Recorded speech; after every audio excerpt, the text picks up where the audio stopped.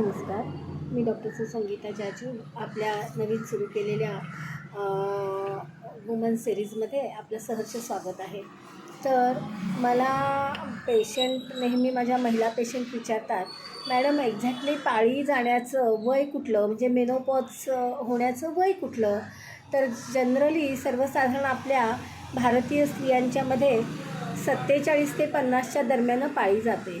पण बरेचदा काय होतं, अलीकडे बदललेल्या लाईफस्टाईलमुळे बरेचदा 55पर्यंतसुद्धा एखाद्या स्त्रीची पाळी जाते. 52, 53, 54 अशा वयामध्ये सुद्धा काही जणांची पाळी जाते. तर काय, जर तुमची पाळी अगदी नियमित येत असेल, महिन्याला फ्लो जसा नेहमी होतो तसाच असेल, जास्त गाठीबिठी जात नसतील, तर 55पर्यंतसुद्धा घाबरण्याचं काही कारण नसतं.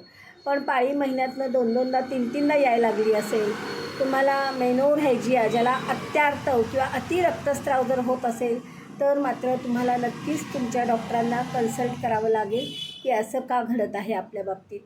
पण रेग्युलर फ्लो असेल आणि त्याचा विशेष काही त्रास नसेल तर 55 वयापर्यंतसुद्धा घाबरण्याचं काहीच कारण नसतं.